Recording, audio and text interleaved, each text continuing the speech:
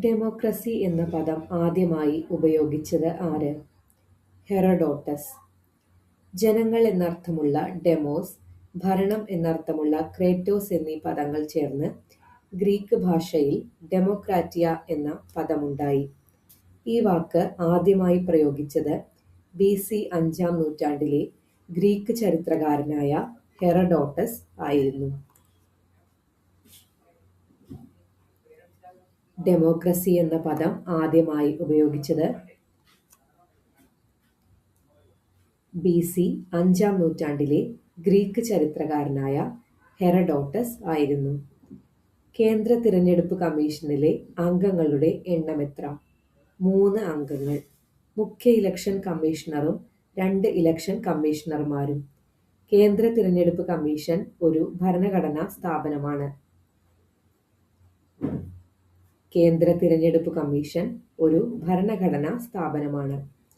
മുഖ്യ election കമ്മീഷണറും 2 election കമ്മീഷണർമാരും അടങ്ങിയ 3 അംഗങ്ങളാണ് കേന്ദ്ര തിരഞ്ഞെടുപ്പ് കമ്മീഷനിൽ ഉള്ളത്.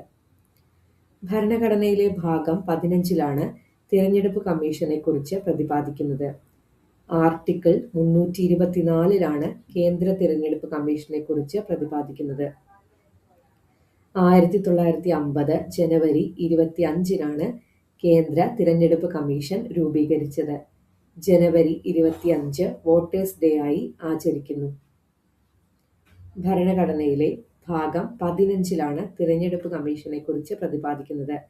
ആർട്ടിക്കിൾ 324. 1950 ജനുവരി 25-നാണ് കേന്ദ്ര തിരഞ്ഞെടുപ്പ് കമ്മീഷൻ രൂപീകരിച്ചത്.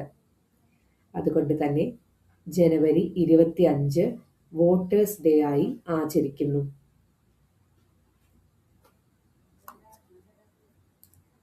സ്വതന്ത്ര ഇന്ത്യയിലെ ആദ്യ chief election commissioner Sukumar Sen ആണ്.